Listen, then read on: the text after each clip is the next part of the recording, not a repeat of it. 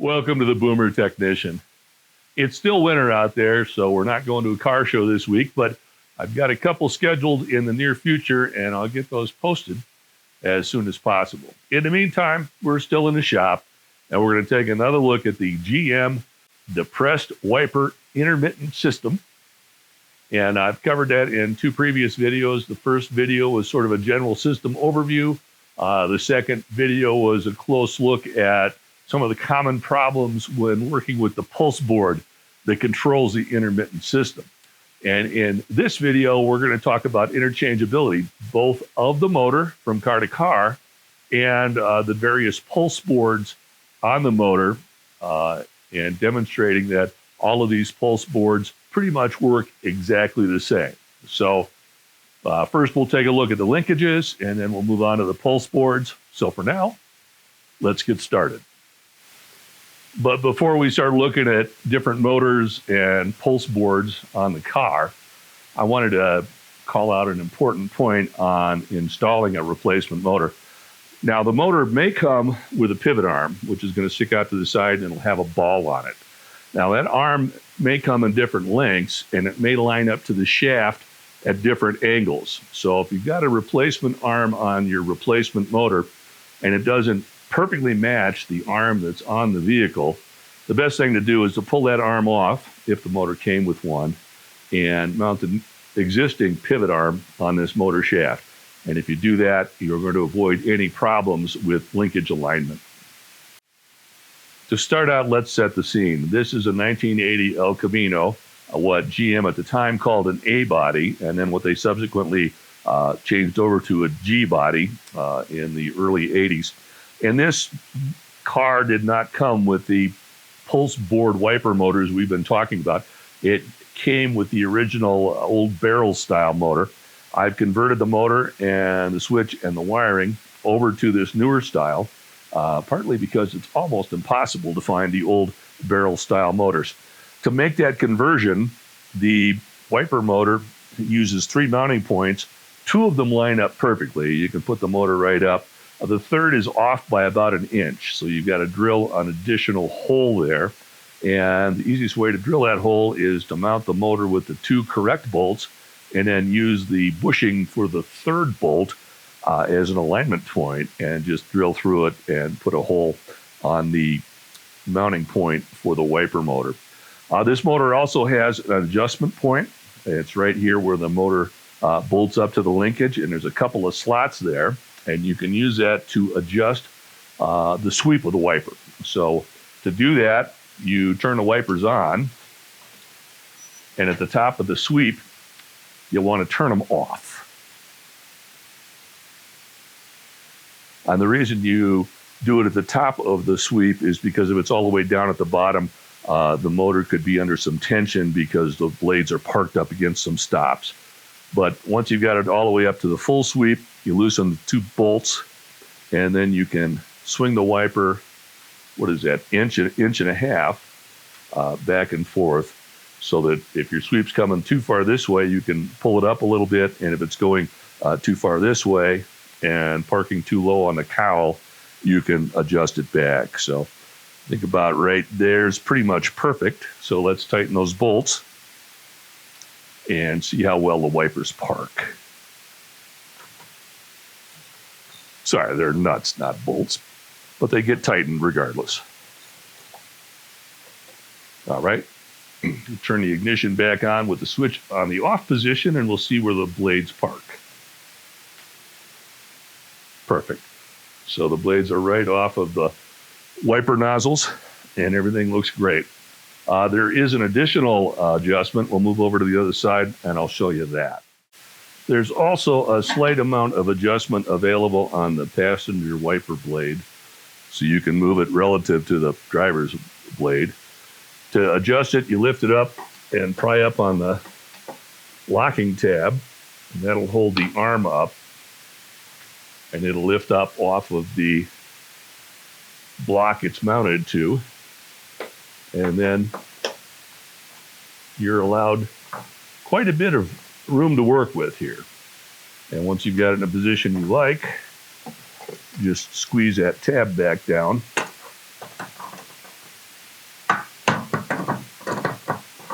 and the arm is locked in place. The first components we're going to mix and match are these 3 pulse boards. This is the pulse board used on the early cars, starting in 1984. I've already wired up the car to use this pulse board, but the only wiring connection on it is one terminal here. It's actually part of the 4-terminal connector that goes into the motor assembly, but we don't have to do any modification to use this, so we'll just go ahead and put it on the car and see how it performs.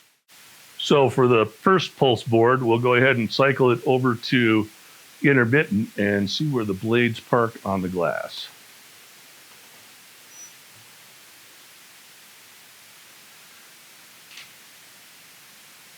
Okay, I'm going to go ahead and put a blue tape arrow there so that we can compare it to the next pulse board.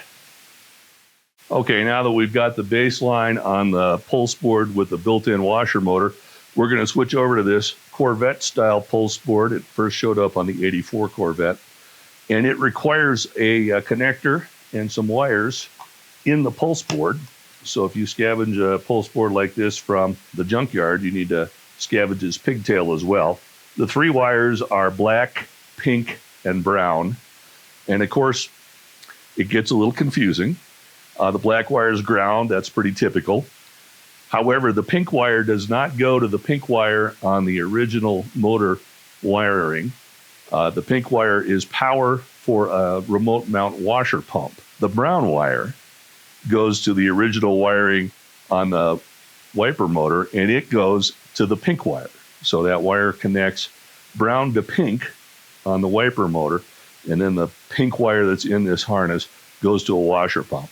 So let's set that up and operate it and see if it functions the same way as the original board.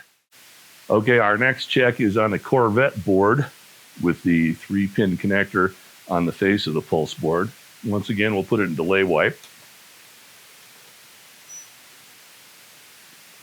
And you can see there's a difference between the Corvette board and the original board. In the intermittent stage, the wipers park a little higher than they did with the original board.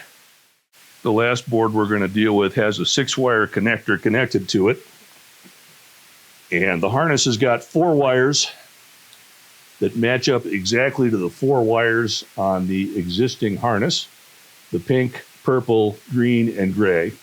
And then you're left with a red and blue wire, and those are the wires used to operate the washer motor. So connecting this up is very straightforward. You just splice into the existing harness and match the wire colors that are the same, and then you've got 2 wires left over to run the washer pump. So let's see if this pulse board is going to function the same as the other 2. But before you install a board, it's very important you put a 3rd terminal in here that connects from the motor, the board. If you don't put this in here, the board will not work correctly. And the last check is the pulse board with the 6-terminal connector on it. And like the Corvette, it parks a little higher in the intermittent setting. But other than that, it works just fine. Now, I'm actually going to upgrade this car to use this 6-pin cover. It has better weather protection because this is a weather seal connection here. The problem is the old motor has this opening in it for the old connectors, so we've still got an opening there that's not weatherproof. So I'm actually going to upgrade the motor as well, and then we can see if a newer motor, off a newer car, will also function as well as all these pulse boards have worked. So I've installed the new wiper motor with the enclosed case on the end, so we've got better weather protection. And that's one reason to go over to this newer style motor, but there's 2 other advantages to it. First off, that 6-pin electrical connector is much easier to access and test, and also the washer motor is not mounted on the cover. On the old style cover, the washer motor was at the bottom pointing straight down, and just about impossible to get to when the fender's in place and the car's all put together. Those two changes by themselves really help justify making this change. And of course, since these components are all the newest components GM had developed for this generation of motors, the components are also a little more bulletproof than the early parts. On the topic of washer pumps, we've got two basic options. The first one is to use a universal fender-mounted washer pump that you can get at just about any auto parts store. Not a bad option, but these parts aren't necessarily built to OEM qualities, OEM standards. So your other option is to scavenge one out of a junkyard that's designed to mount on the washer bottle itself. And then we're going to take a measurement of the grommet size on this and then match it up to a drill bit. And it's about, about 7 steps in. So on the lowest point of the tank, we want to drill a hole.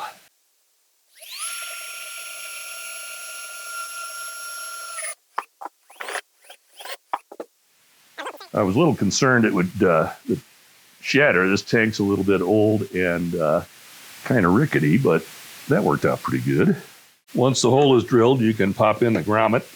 Little Windex will help lubricate this.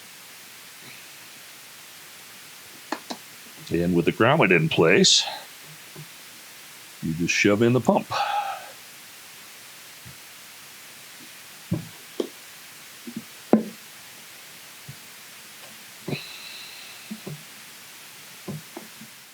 Now, I went with the newest version possible on these wiper motors for better serviceability, but there's another good reason to go with the newest motor available, and that's because they're a lot easier to find.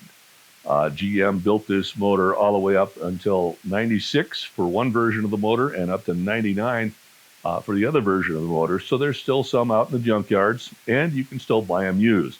The motor that originally came on that El Camino is not serviced in any of the parts stores I go to, and pretty much not available in the junkyard. But this motor, which fits the G bodies, was used up until 1996 on the Oldsmobile Sierra and the Buick Century. And then the motor that looks like this was used up until 1999 on the Buick LeSabre and the Olds 88. So these motors are still available in the parts stores and not too hard to find in the junkyards, but that's going to change over the next 10 years. So if you're interested in finding these motors for your own personal vehicle, now is the time to get out there and see if you can find them. Well, there you have it, just about everything I know about these GM wiper motors using a pulse board from the mid-'80s up until the mid to late 90s. I hope you found this information helpful. And I'll just add one more comment, and that is I use the same wiper switch for all of these pulse boards and both of the motors that I had on the car. In my experience, the wiper switch and the resistance and the delay setting is the same for all the pulse boards and for all the motors. I've seen some debate online about that, so just to clarify, we only use one switch on everything, and that switch worked just fine for all the components we tested. So, as you head out in the world looking for these wiper motors, whether they be at the junkyard or on Craigslist or looking in eBay, remember this: no matter where you go, there you are. Okay, this falls under the heading of chasing perfection, but I'd like the wipers to sit a little lower on the windshield when they're parked during intermittent operation. And I think if I put a little slot in the cam right here, using this cutting head, that's exactly what will happen. So let's go ahead and give that a shot. All right, I don't know if you can see that, but there's just a little relief there. So let's go ahead and put it back on the car and see what happens when we operate the intermittent wipers. All right, let's go ahead and give it a shot.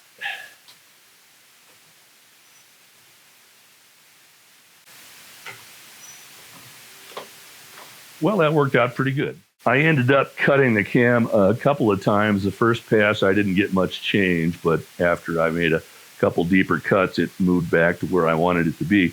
So that's what we ended up with when it was all said and done. Of course, it's better to make a couple of cuts versus cutting too much on the first pass and ruining the cam.